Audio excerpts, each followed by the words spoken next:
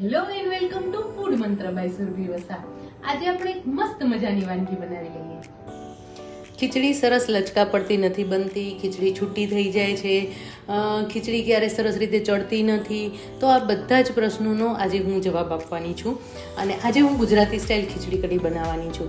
અને આ જે ખીચડી છે એ આપણે મગની ફોતરાવાળી દાળમાંથી બનાવીશું. મગની ફોતરાવાળી દાળ અને એની સાથે ચોખા લીધેલા છે.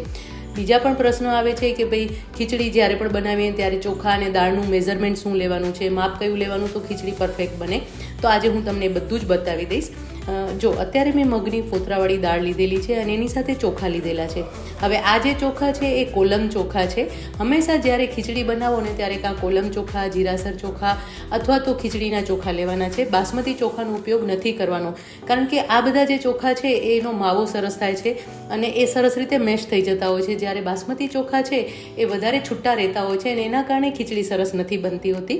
તો અત્યારે મેં આ જે મેઝરમેન્ટ લીધું છે એ પ્રમાણે 1 વાટકી મગની ફોતરાવાળી દાળ લીધેલી છે. આ રીતે લેવાની છે અને એની સાથે ચોખા લીધેલા છે. હવે આ દાળ અને ચોખાને આપણે મિક્સ કરી લઈશું. આ દાળ એડ કરી અને એની સાથે આ ચોખા એડ કરી દીધા. હવે આ બંને વસ્તુને સરસ રીતે મિક્સ કરી લેવાની છે. આ હું એટલા માટે બતાવું છું કે આ તમે ઘણા ગુજરાતી ઘરોમાં અને ઘણા બધાના ઘરોમાં રોજે રોજ ખીચડી બનતી હોય છે. તો જો તમે એક વખત આવી રીતે મિશ્રણ તૈયાર કરીને મૂકી દેશો ને તો તમારા માટે બહુ જ ઇઝી થઈ જશે. અને આમાંથી જેટલા પ્રમાણમાં જોઈએ એટલા પ્રમાણમાં તમે વાટકી ભરી અને ખીચડી બનાવી શકો છો. તો અત્યારે હવે આ દાળ ચોખાનું મિશ્રણ તૈયાર થઈ ગયું છે. આ રીતે તમે એને સ્ટોર કરીને રાખી શકો છો. અત્યારે હું આમાંથી 1 વાટકી ખીચડી લઉં છું, જે આપણે અત્યારે આ 1 વાટકી ખીચડી છે એ બનાવી રહ્યા છીએ. આ 1 વાટકી આપણે ખીચડી તૈયાર કરીશું અને બાકીના જે દાળ ચોખા છે એને તમે બરણીમાં ભરી અને રાખી શકો છો અને જ્યારે ઈચ્છો ત્યારે વાપરી શકો છો. તો હવે આ જે ખીચડી છે એટલે કે આ જે ચોખા અને દાળ છે એને આપણે ધોઈ લઈશું. એની અંદર પાણી એડ કરી દેવાનું છે.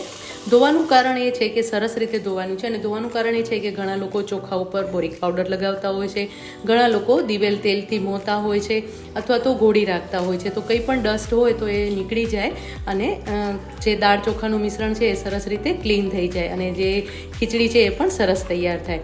જો તમે જોઈ શકો છો કે આ પાણી છે કેટલું બધું ડસ્ટવાળું થઈ ગયું, એટલે કે ક્લિયર નથી. તો આવી રીતે 2 થી 3 પાણી આપણે આ ખીચડીને ધોઈ લેવાની છે. તો પાણી આપણે નિતારી લેવાનું છે. આવી રીતે પાણી નિતારી અને ફરીથી આપણે બીજા પાણીએ પણ ધોઈ લઈશું. આવી રીતે 3 વખત આપણે ખીચડીને ધોઈ લેવાની છે. ખીચડીને આપણે સરસ રીતે ધોઈ લીધી છે અને હવે એની અંદર પાણી એડ કરી દઈશું. જેટલા પ્રમાણમાં આપણે દાળ ચોખા લીધા છે એટલે કે 1 વાટકી આપણે દાળ અને ચોખા લીધેલા છે એનાથી ડબલ આપણે પાણી અત્યારે ઉમેરી લઈશું. એટલે કે 2 વાટકી આપણે પાણી ઉમેરી અને લગભગ 15 થી 20 મિનિટ સુધી આપણે એને પલળવા દેવાની છે. ખીચડી સરસ રીતે પલળશે ને તો ખીચડીનો સ્વાદ વધારે સરસ આવે છે. જો તમારી પાસે ટાઈમ હોય તો તમે અડધો કલાક સુધી પણ પલાળી શકો છો. તો હવે આ ખીચડી જે દાળ ચોખા છે એને આપણે લગભગ 15 થી 20 મિનિટ સુધી પલળવા દેવાના છે. ખીચડી સરસ પલળી ગઈ છે. હવે એનું પાણી નિતારી લઈએ.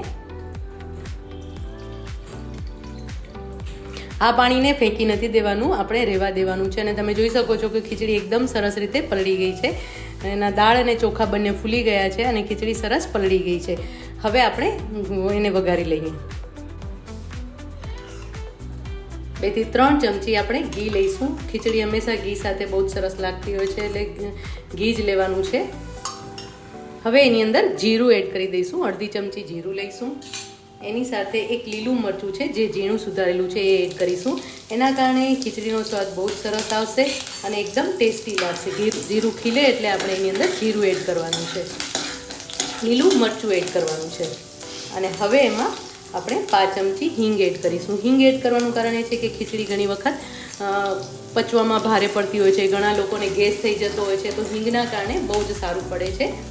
અને હવે એમાં 1/2 ચમચી હળદર એડ કરી દઈશું, જેથી કરીને ખીચડીનો કલર પણ એકદમ સરસ આવે. હવે આપણે જે આ ખીચડી પાણી નિતારીને રાખી હતી ને એ ઉમેરી દેવાની છે. પાણી નિતારવાનું કારણ એ જ હતું કે આપણે પાણી નિતારી અને એને પછી આવી રીતે ઘીમાં શેકી લેવાની છે. ખીચડી જ્યારે ઘીમાં શેકાશે ને ત્યારે એનો સ્વાદ બહુ જ સરસ આવશે અને એના કારણે ખીચડીનો સ્વાદ એકદમ અલગ આવશે. તો પહેલાં આપણે આવી રીતે ઘીમાં ખીચડી છે એને સરસ રીતે શેકી લઈશું. હવે આ જ્યારે ખીચડી શેકતા હોય ને ત્યારે જ એની અંદર આપણે મીઠું એડ કરી દઈશું.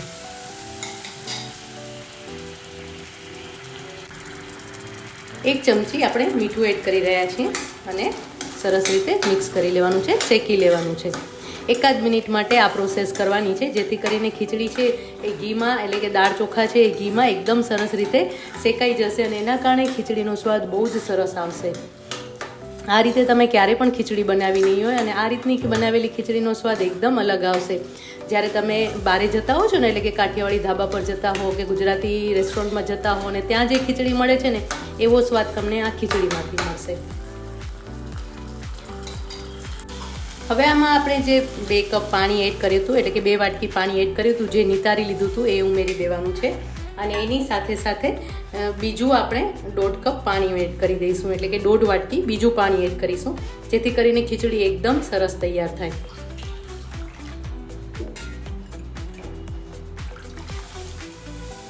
એકદમ સરસ લસલસતી ખીચડી તૈયાર થશે અને આવી રીતે એને મિક્સ કરી લેવાની છે. ખીચડી જ્યારે પણ હવે મિક્સ કરીએ ને ત્યારે એક મીઠું ટેસ્ટ કરી લેવાનું છે. પાણી આપણે એડ કર્યું છે એટલે મીઠાનું પ્રમાણ પ્રોપર હોવું જોઈએ. પાણીના ભાગનું પણ આપણે અત્યારે થોડું મીઠું એડ કરી દઈશું, લગભગ 5 કપ જેટલું, આપણે 5 ચમચી જેટલું આપણે મીઠું એડ કરી દઈશું અને હવે એને મિક્સ કરી લઈશું.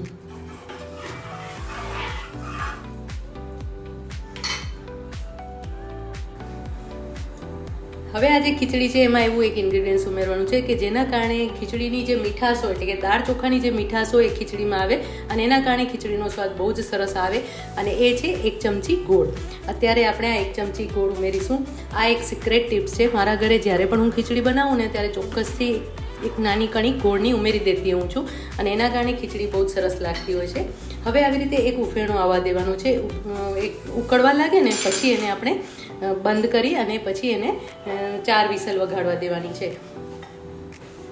જો આ રીતે ખીચડી ઉકળવા લાગી છે અને હવે એને કુકરનું આપણે ઢાંકણું બંધ કરી દઈશું. હવે તમે જોઈ શકો છો કે મેં ઢાંકણા ઉપર બધે ઘી લગાવી લીધું છે. આ રીતે ઘી લગાવવાના કારણે જે ખીચડી ઉભરાઈને બારે આવે છે ને, એટલે કે એનું પાણી ઉભરાઈને બારે આવે છે ને એ નહીં થાય. ચારે બાજુ લગાવી લેવાનું છે, એની રીંગ ઉપર પણ લગાવી લેવાનું છે અને હવે કુકરનું ઢાંકણું આપણે બંધ કરી લેવાનું છે અને હવે 4 વિસલ મીડિયમ ફ્લેમ પર થવા દેવાની છે. ફાસ્ટ ફ્લેમ પર નથી થવા દેવાની, મીડિયમ ફ્લેમ પર થવા દેવાની છે, તો ખીચડી એકદમ સરસ ચડી જશે.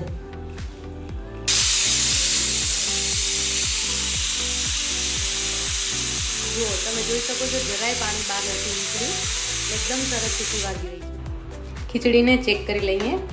કુકરની 4 વિસલ વાગી ગઈ છે અને એને મેં થોડી વાર માટે રેસ્ટ આપી દીધો હતો અને હવે કુકર સરસ ખુલી ગયું છે.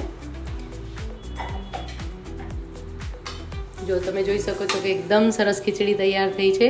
એકદમ સરસ એનો દાણો જે છે એ સરસ ચડી પણ ગયો છે. હાથેથી દબાવતા એકદમ સરસ ચડી ગયો છે, માવાદાર થઈ ગયું છે. હવે આની અંદર અને આવી રીતે મિક્સ કરી લેવાની છે ખીચડીને. હજી ઉપરથી આપણે 1 ચમચી ઘી એડ કરીશું. આના લીધે ખીચડીનો સ્વાદ બહુ જ સરસ લાગે છે. આવી રીતે ઘી એડ કરી અને સરસ રીતે મિક્સ કરી લેવાની છે. કાંસીઓ ફેરવી દેવો કહેવાય એને, કે આવી રીતે એકદમ મેશ કરી લેવાની છે અને એકદમ સરસ રીતે મિક્સ કરી લેવાનું છે. એટલે ઘીનો સ્વાદ પણ બહુ જ સરસ આવશે અને ઉપરથી ઉમેરેલું જે ઘી છે એના કારણે ખીચડી પણ બહુ જ સરસ તૈયાર થશે. અને તમે જોઈ શકો છો કે એકદમ સરસ ખીચડી તૈયાર થઈ છે. સરસ રીતે ગળી પણ ગઈ છે અને એકદમ સરસ લચકા પડતી ખીચડી છે. ગરમા ગરમ ખીચડીને આપણે સર્વ કરી લઈએ. એકદમ સરસ ખીચડી તૈયાર થઈ છે. એની સાથે મેં કઢી મૂકી છે, પાપડ મૂક્યું છે અને આથેલા મરચાં મૂક્યા છે. તો મસ્ત મજાની ખીચડી તૈયાર થઈ ગઈ છે અને એના ઉપર થોડું ઘી આપણે રેડી લઈશું. ખીચડી હોય ને એટલે ઘી ભરપૂર જોઈએ તો જ સરસ લાગે. હવે આ ખીચડીમાં તમે કઢી ઉમેરી અને ખાઈ શકો છો તો બહુ જ ટેસ્ટી લાગે છે.